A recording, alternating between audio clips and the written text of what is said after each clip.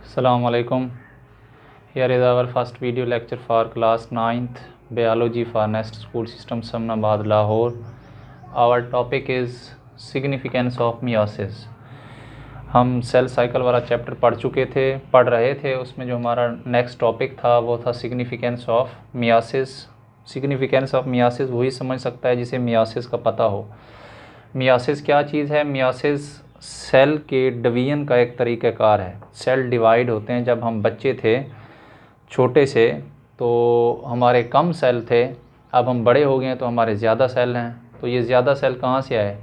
ये जो पहले से मौजूद सेल थे उनके डिवीजन से प्रोड्यूस हुए हैं। सेल दो तरह से तकसीम होते हैं, एक माइटोसिस और एक मियासिस।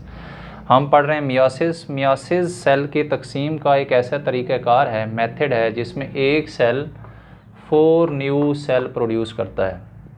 एक सेल डिवाइड होता है और उससे बनते कितने 4 न्यू सेल्स प्रोड्यूस होते हैं। जो सेल डिवाइड होता है उसे कहते हैं मदर सेल, और जो न्यू सेल्स बनते हैं उन्हें हम क्या कहते हैं? Daughter cells. और ऐसा सेल जिसमें 46 क्रोमोसोम्स हों वो नॉर्मल सेल होता है, वो हमारी बॉडी का सेल होता है। और जिसमें 23 हों ये या तो स्पर्म है या फिर एग। स्पर्म में भी 23 क्रोमोसोम्स और एग में भी 23 क्रोमोसोम्स होते हैं। जो हमारे स्पर्म और एग के अलावा बाकी जितनी बॉडी के सेल्स हैं उनमें कितने क्रोमोसोम होते हैं? उनमें 46 क्रोमोसोम्स होते हैं। मियासिस की सिग्निफिकेंस, फर्स्ट सिग्निफिकेंस है कि maintenance of constant number of chromosomes in next generation. जो नेक्स्ट जनरेशन है, एक माँ और एक बाप से जो अगली नस्ल बनती है उसमें क्रोमोसोम्स की तादाद को कांस्टेंट रखता है। जितनी माँ बाप में है उतनी बच्चे में हो, इसको कहते हैं कांस्टेंट। फ़र्ज़ करें कि माँ में 46 है तो बच्चे में भी 46 हो, अब्बू में 46 है फादर में, तो बच्चे में भी क्रोमोसोम्स की तादाद 46 हो। ऐसा ना हो कि 46 क्रोमोसोम्स तो हैं, जो मदर और फादर है उनमें 46 क्रोमोसोम्स हैं और जो नेक्स्ट जनरेशन हो उसमें 92 क्रोमोसोम्स हो जाएं। ऐसा नहीं होना चाहिए। क्रोमोसोम्स की तादाद कांस्टेंट रहनी चाहिए। वो कैसे कांस्टेंट रहती है? वो मुमकिन ही कांस्टेंट उस वक्त है जब मियासिस हो। ये दो सेल हैं, इन्हें कहते हैं जर्म लाइन सेल और गैमीट मदर सेल्स। ये ऐसे समझें कि ये वो सेल हैं जो स्पर्म और एग प्रोड्यूस कराते हैं। मेल में स्पर्म प्रोड्यूस कराएंगे और फीमेल में एग प्रोड्यूस कराएंगे। मेल में ये टेस्टीज़ के सेल्स हैं और फीमेल में ये ओवरीज़ के सेल हैं। ये एक सेल है जर्म लाइन सेल और गैमीट मदर सेल। इसमें मियासिस हुई। मियासिस ये मदर सेल है। मदर सेल में 46 क्रोमोसोम्स हैं। मियासिस से 4 डॉटर सेल्स प्रोड्यूस हुए। उन 4 में क्रोमोसोम्स की तादाद 23 है। ये फ़र्ज़ करें कि मदर का है अगर, तो इसमें ये जो 4 न्यू प्रोड्यूस हुए इन्हें हम क्या कहेंगे? इन्हें हम एग कहेंगे। अगर ये फादर है, गैमीट मदर सेल है फादर का, या जर्म लाइन सेल है फादर में, टेस्टीज़ का सेल है, तो इसमें मियासिस हुई और उससे 4 न्यू सेल प्रोड्यूस हुए, जो यहाँ पे क्या कहलाएंगे? ये स्पर्म कहलाएंगे। अगर मेल है तो स्पर्म, फीमेल है तो एग। अब 4 हैं, इसलिए यहाँ पे मैंने 4 लिखा है। ये 4 क्रोमोसोम्स प्रोड्यूस हुए किससे? मियासिस से। अब शादी के बाद अगर स्पर्म और एग फ्यूज़ हों, मिल जाएं, एग में 23 क्रोमोसोम्स और स्पर्म में भी 23 क्रोमोसोम्स, जब ये फ्यूज़ होंगे, मिलेंगे, तो फर्स्ट सेल बनेगा किसका? बच्चे का। बच्चे का ये पहला सेल है। बच्चे के पहले सेल को कहते हैं ज़ाइगोट। अब ये 23 एंड 23 ये कितने क्रोमोसोम्स हो गए? 46। ये ज़ाइगोट है, first cell of the childrens, first cell of next generation, अगली जनरेशन का पहला सेल है ये। अब इसमें नेक्स्ट क्या होगी? अब मियोसिस नहीं होगी, अब नेक्स्ट माइटोसिस होगी। एक सेल है, माइटोसिस में एक सेल डिवाइड होकर 2 सेल प्रोड्यूस करता है, और ये 2 हो गए, ये नेक्स्ट डिवाइड होंगे 4। इसी तरह सेल का एक बहुत बड़ा गुच्छा बन जाएगा और उसमें डिफ्रेंशिएशन होगी। डिफ्रेंशिएशन का मतलब है कि कुछ सेल नाक बनाएंगे, कुछ कान बनाएंगे, कुछ हाथ बनाएंगे, वो फिर पूरा बच्चा बन जाएगा। अब यहाँ से नेक्स्ट माइटोसिस हो रही है, इससे पीछे मियोसिस है। अगर इससे पीछे मियोसिस ना हो तो तब क्या होगा, यहाँ पे देखें हम कहते हैं कि इनमें भी माइटोसिस हो तो ये 46 chromosomes germ line cell mother का और ये 46 क्रोमोसोम्स जर्म लाइन और गैमीट मदर सेल फादर के। अब इनमें भी माइटोसिस हो तो ये डिवाइड होंगे, इससे भी 46 वाला एक सेल बनेगी, इसमें 2 सेल प्रोड्यूस होंगे क्योंकि माइटोसिस हो रही है। माइटोसिस में 1 से 2 प्रोड्यूस होती हैं, मियोसिस में सेल प्रोड्यूस होते हैं, और जो मियोसिस है उसमें 1 से 4 प्रोड्यूस होते हैं। ये 2 सेल प्रोड्यूस हुए इसमें 46 क्रोमोसोम्स, ये 2 सेल प्रोड्यूस हुए इनमें भी 46 क्रोमोसोम्स हैं।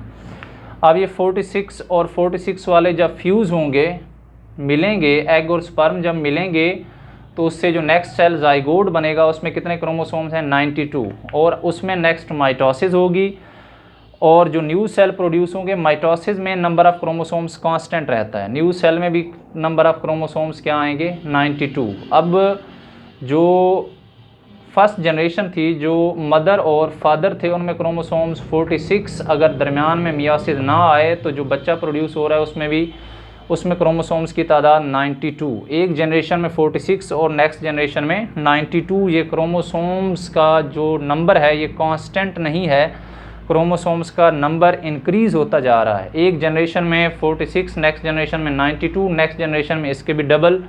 तो इस तरह किसी एक जनरेशन में किसी एक स्पीशीज़, अब ये हो सकता है कि स्पीशीज़ चेंज हो जाए, इसमें 46 हैं और इसमें 92 हैं। हर स्पीशीज़ में क्रोमोसोम्स की तादाद कांस्टेंट है तो ये स्पीशी भी चेंज हो सकती है। प्लांट्स में हमेशा 2 जनरेशन होते हैं, एक का नाम स्पोरोफाइट और दूसरे का नाम गैमीटोफाइट है। कोई भी पौधा जो आप देखते हैं जो बड़ा है वो पहले 2 छोटे पौधों से मिलकर बना होता है।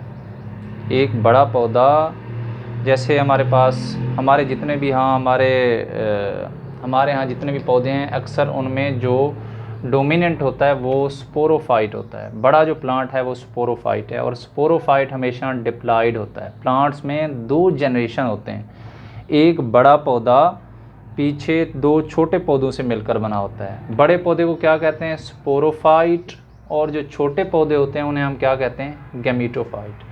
स्पोरोफाइट डिप्लॉयड होता है और जो गैमीटोफाइट है वो हैप्लॉयड होता है। हैप्लॉयड का मतलब एक लाइन क्रोमोसोम्स की होती है, उसमें 2 लाइनें नहीं होती। डिप्लॉयड का मतलब क्रोमोसोम्स की 2 लाइनें, 2 लाइनें, इसको 2n लिखते हैं इसलिए, एक n ये है और एक n ये है, 2n, और इसमें क्रोमोसोम्स की एक लाइन है।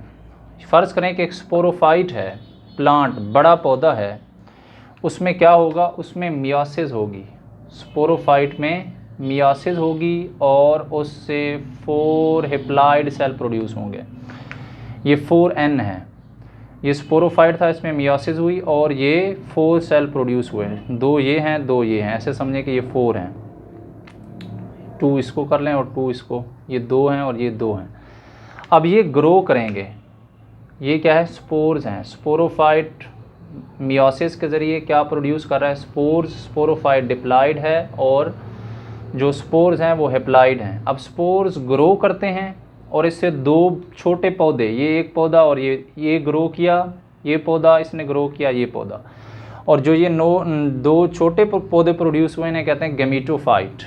स्पोरोफाइट ने मियोसिस से गैमीटोफाइट प्रोड्यूस किया, ये गैमीटोफाइट है, ये गैमीटोफाइट, एक मेल गैमीटोफाइट और एक female gametophyte. Sporophyte produces male and female gametophyte that are haploid by meiosis while sporophyte is diploid। Diploid sporophyte ने meiosis के ज़रिए हैप्लॉयड गैमीटोफाइट प्रोड्यूस किए।